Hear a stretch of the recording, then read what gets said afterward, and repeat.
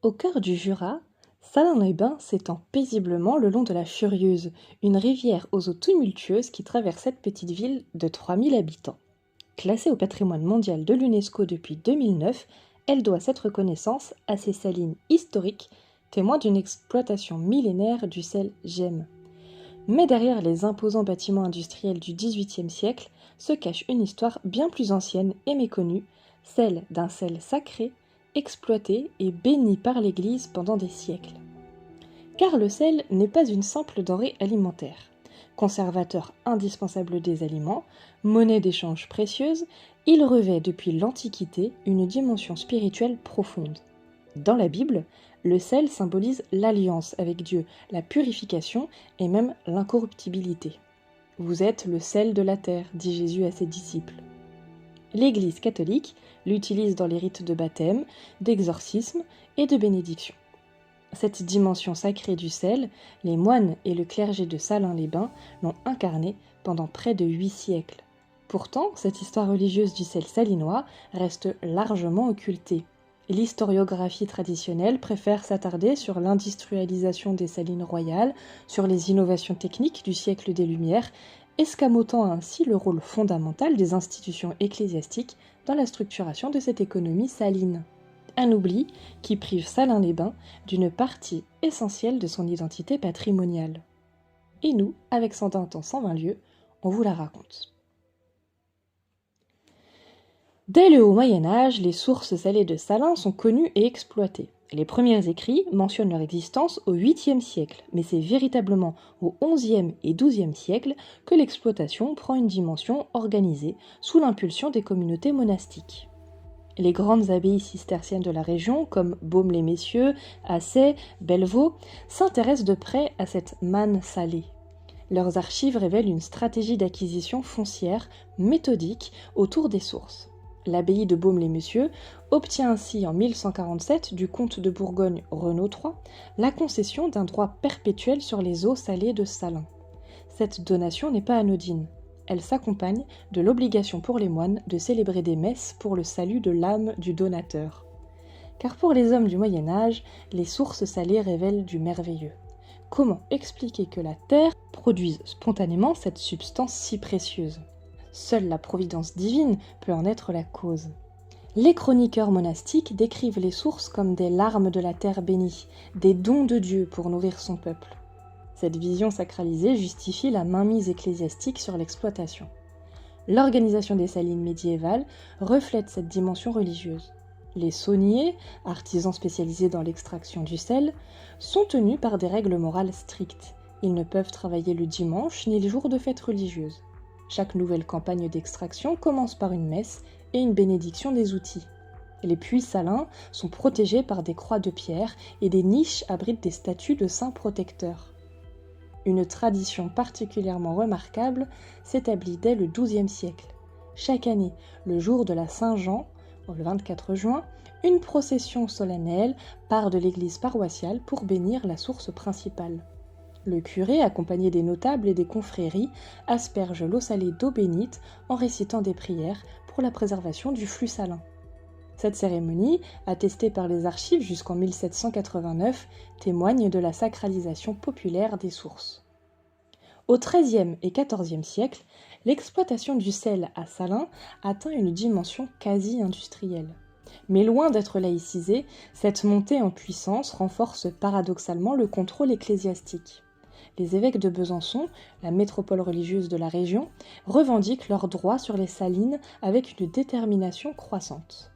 En 1237, l'archevêque Gérard de Rougemont obtient du comte de Bourgogne la reconnaissance officielle de son droit d'évêque sur les eaux salées de Salins. Ce privilège, unique en son genre, lui garantit un prélèvement fixe sur toute la production. Un cestier de sel sur 20 produits, soit 5% du total. Mais au-delà de cette redevance, l'archevêque s'arroge un droit de regard sur l'organisation du travail, la désignation des maîtres sauniers et même les prix de vente. Cette mainmise s'appuie sur une administration ecclésiastique rodée. Un intendant des salines, généralement chanoine de la cathédrale Saint-Jean de Besançon, supervise l'exploitation. Il nomme les contrôleurs, veille au respect des règles religieuses et préside un tribunal spécial pour juger les litiges. Les archives de l'archevêché conservent des centaines de sentences rendues dans ces causes salines.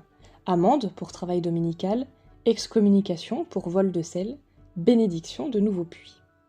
L'intégration du sel dans l'économie ecclésiastique va plus loin encore. Dans plusieurs paroisses rurales du Jura, la dîme peut être acquittée en sel plutôt qu'en grains. Les fabriques, conseils chargés de l'administration matérielle des églises, reçoivent des donations de sel qu'elles revendent pour financer travaux et ornements. Le sel devient ainsi une monnaie religieuse, circulant dans les circuits cléricaux au même titre que les redevances seigneuriales. Cette emprise spirituelle sur l'industrie saline s'accompagne d'un strict encadrement moral des travailleurs. Les statuts des sauniers, rédigés en 1298 par l'intendant ecclésiastique, imposent des obligations religieuses précises. Confession annuelle obligatoire, participation aux processions, interdiction de blasphémer dans les ateliers. En contrepartie, les sauniers bénéficient d'une protection sociale assurée par les confréries religieuses. Secours en cas de maladie, assistance aux veuves, prières pour les morts. Au-delà de son exploitation économique, le sel de Salins nourrit tout un imaginaire religieux qui imprègne la culture locale. L'église paroissiale Sainte-Anatoile, édifiée au XIIe siècle au cœur de la ville, devient le sanctuaire de cette spiritualité saline. Sa crypte abrite une relique singulière, un fragment de roche salée réputé provenir de la mer Morte, offert par un pèlerin de retour de Terre Sainte. Cette pierre de sel bénie est censée garantir la pérennité des sources locales. La liturgie elle-même s'adapte à cette spécificité saline. Le rituel de bénédiction du sel, codifié par l'évêché de Besançon au XIVe siècle, développe une symbolique riche. Le prêtre compare le sel aux larmes du Christ, à la sagesse des prophètes et à la persévérance des martyrs. Comme le sel préserve les aliments de la corruption, puisse-t-il préserver les âmes du péché, récite-t-il en aspergeant les cristaux d'eau bénite. Les fêtes religieuses rythment la vie des Salines. La Saint-Jean d'été, avec sa procession aux sources, constitue le moment le plus solennel. Mais d'autres célébrations jalonnent l'année. La Saint-Maurice, le 22 septembre, patron des sauniers, donne lieu à une messe solennelle suivie d'un banquet corporatif. La Sainte-Barbe, le 4 décembre, protectrice des métiers du feu et des forages, voit les ouvriers orner leurs outils de branches de laurier bénies. Ces rituels s'enracinent dans un substrat de croyances populaires.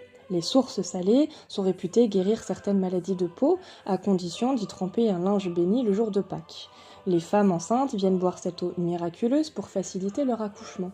Les enfants malades sont baignés dans les bassins salins après une neuvaine à Sainte-Anatoile. Une légende locale, rapportée par les chroniqueurs du XVe siècle, illustre cette sacralisation. Selon cette tradition, une sainte femme nommée Salina aurait fait jaillir la première source salée par ses prières. Persécutée par des païens, elle aurait frappé le rocher de son bâton en invoquant Dieu. Aussitôt, l'eau salée aurait jailli, empoisonnant ses poursuivants, mais sauvant les premiers chrétiens de la région. Cette légende sans fondement historique révèle aussi la nécessité pour les populations locales d'ancrer leur richesse saline dans le merveilleux chrétien. La Renaissance et l'époque moderne voient l'emprise ecclésiastique sur les salines de Salins progressivement contestée. L'affirmation du pouvoir royal, la montée des idées humanistes, l'émergence d'une bourgeoisie marchande sapent peu à peu les fondements du système médiéval.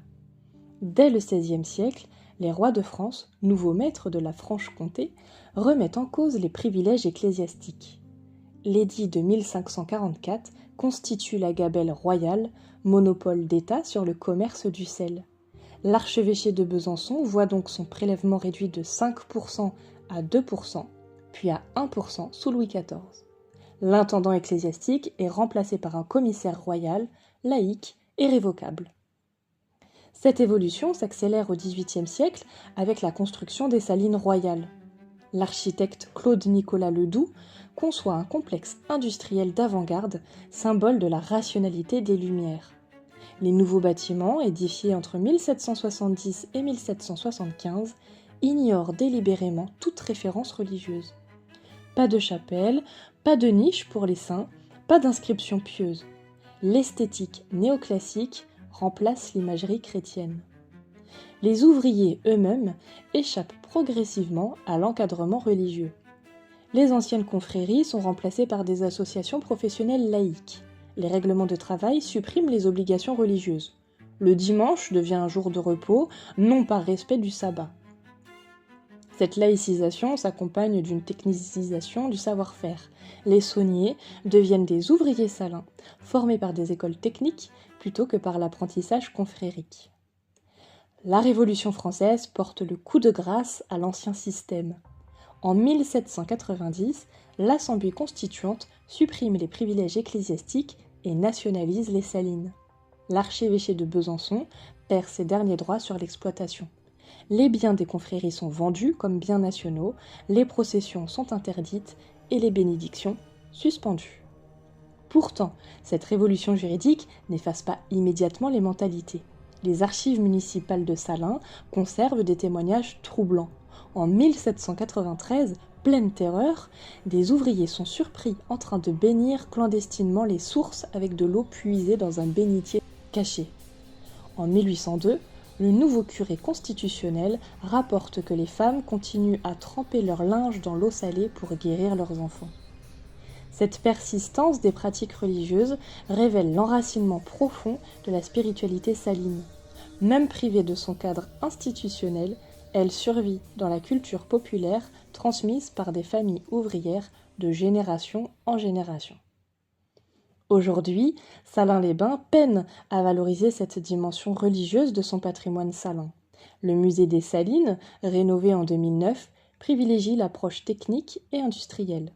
Les visites guidées évoquent les prouesses architecturales de Ledoux, les innovations de l'ingénierie hydraulique, l'importance économique des salines. Mais elles passent sous silence 8 siècles de spiritualité saline. Cette lacune prive la ville d'un atout touristique majeur.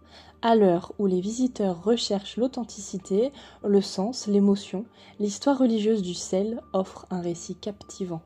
Elle permet de comprendre comment une ressource naturelle peut structurer une société, forger une identité et même nourrir un imaginaire.